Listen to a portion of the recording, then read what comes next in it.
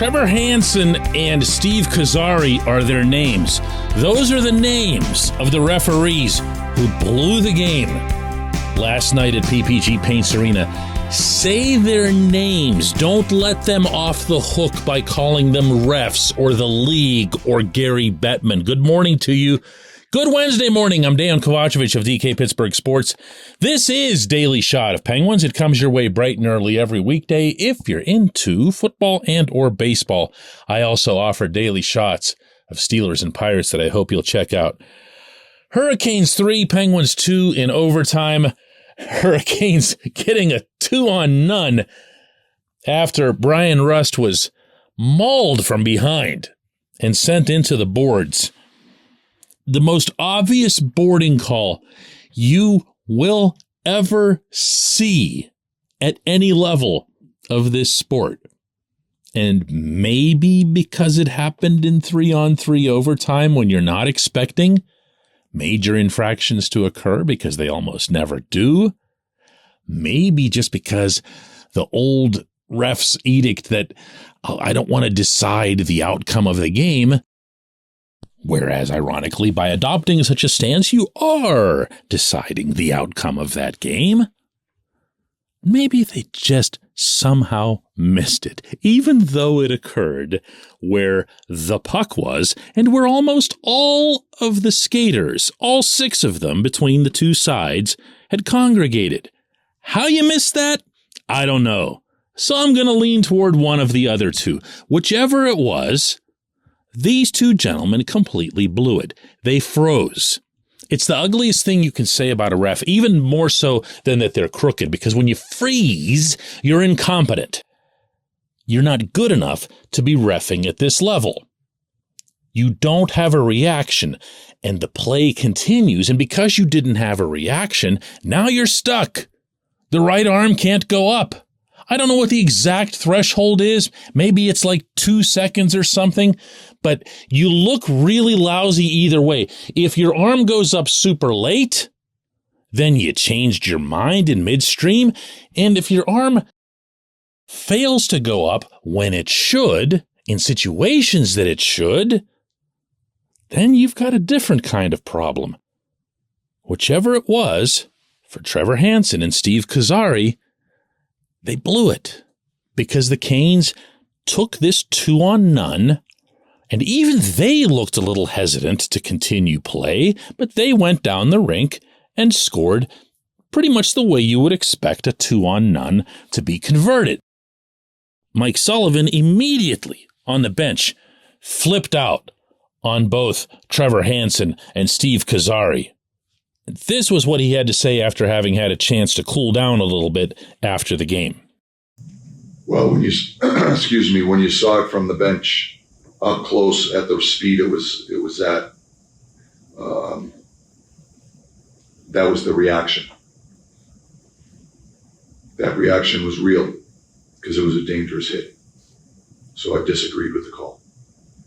Yeah, he was mad. They were all mad. They should be mad. This portion of Daily Shot of Penguins is brought to you by the good people at the Greater Pittsburgh Community Food Bank, where they're committed to providing food for all of our neighbors in need across Western Pennsylvania. They, in turn, need your help. Find out how $1 can be turned into 5 full meals. For those in need, visit pittsburghfoodbank.org. Now, where do I place the blame for something like this? Let me scratch one thing off the list real fast because I saw a little bit of it show up on social media after the game.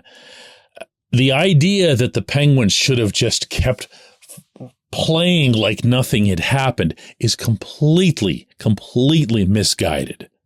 The Penguins saw a teammate go down with what they felt, and you heard Sullivan use this term, was a dangerous hit. Your immediate reaction is he okay? Your secondary reaction, and this is the one that you could see happen on the bench, is that they're going to go bonkers because they obviously would want to get a power play for it. Both of those things happened. The Hurricanes also stopped. Not only did they stop, albeit momentarily, They had a player come on the rink. They thought play had stopped. They were sure play had stopped. How could play continue after a sequence like that? To forget that one. Now, I do blame Trevor Hansen and Steve Kozari because there are two referees out there, and for that matter, there are two linesmen, either of whom is authorized to call a major penalty.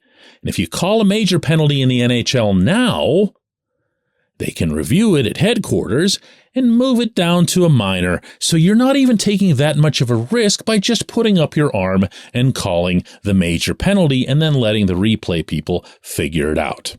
Neither of them did that either. Oh, and they have names as well. Ryan Jackson and Johnny Murray, both of them failed as well. But ultimately, this does go to culture. And of course, ultimately, culture goes to the commissioner. This sport is constantly looking for ways out of legislating dangerous plays.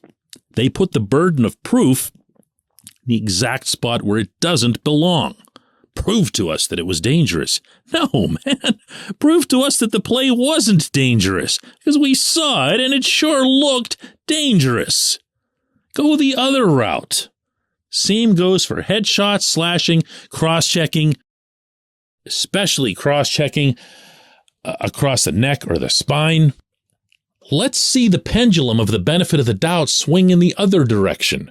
Because if that were to happen, and any of these four individuals on the ice, Trevor Hansen, Steve Kozari, Ryan Jackson, and Johnny Murray, were to see Rust get hit like this from behind, that close to the boards, with the player seeing his number, which incidentally is like 90% of the criteria for making this call.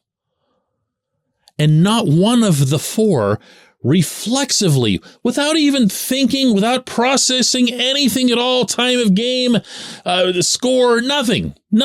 Who the perpetrator was, who the victim was, nothing.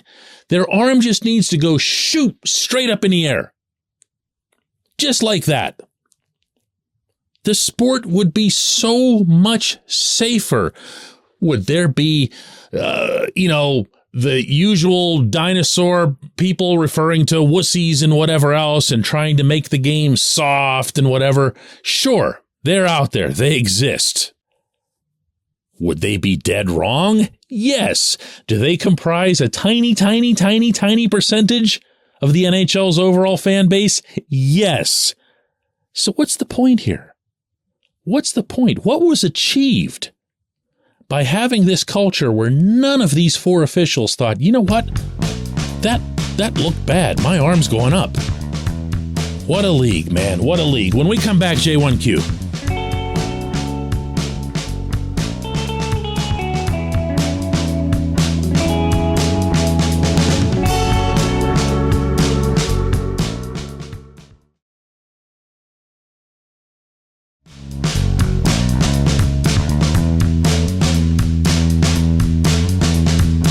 Today's J1Q comes from Tony Vicari, who asks, DK, how is Brian Dumoulin still getting ice time or even a spot on this roster? Every time there's a goal with him on the ice, there he is swinging and missing, not clearing the crease, and generally looking lost. Tony, I have an obligatory disclaimer before I answer this one, and that is, when you see the other team score a goal on television, you will see a Penguin or two in the picture. Almost always the goaltender, but almost always additionally someone else, at least one other skater, and usually a defenseman. And because Dumoulin is more the stay-at-home type, he's going to be in that picture more than, let's say, a Chris Letang might. Okay, so now that I have that out of the way, you actually happen to be correct. Because watching Dumoulin in any setting, through any medium, including in person, it's very easy to see that he's struggling. I feel like he's been a little bit better over the past couple weeks, but I don't know to what extent that's him helping to orchestrate the Penguins' longish winning streak, or if it's the winning streak kind of carrying Dumoulin along. It's probably that answer is somewhere in the middle. I have not liked his play. I do not like the fact that he appears to be in a position with management and or the coaching staff that he can't possibly sit down for a game or two to get right. The respect for him is real and it's been earned. But note my verb tense there. It's been earned. He was a significant part of 2 Stanley Cup championships, was underappreciated at the time. Probably still is underappreciated for what he did then, because when you mention the core or players who've been here a long time, you'll get through a pretty long list before even saying Dumoulin's name. You're going to have your Chris Kunitz and your Pascal Dupuis and all these other guys, and then you're going to eventually get to Dumoulin. So I understand where the respect has been earned. I also understand that nothing lasts forever. He's in the final year of his contract. The Penguins don't owe him anything beyond the money that's been paid and the respect that's already been shown. So why is there this fierce, seemingly, commitment to having him play every shift as if there's nothing wrong? They all know something's wrong. Dumoulin himself has acknowledged that his game isn't where it needs to be. So what are they doing? What makes him sacred? You could say, well, who are they going to put in for him? As someone else will mention Ty Smith, the young kid that they picked up from the Devils in the John Marino trade. And, the easy counter to that is that he's got to work on his play in his own end, something that he's focused on in Wilkes-Barre. You can point out that Chad Ruhwedel, who had to fill in last night for Chris Letang, who was ill, can play either side. You don't like him on his left side, but he can do it. So the options aren't overwhelming. But I will say that once Smith shows and convinces, really, the people in charge that he's ready, he's got to get up here and play. And when he does, he's got to get up here and play in place of Dumoulin. I appreciate the question. I appreciate everyone listening to Daily Shot of Penguins. We'll do another one of these tomorrow.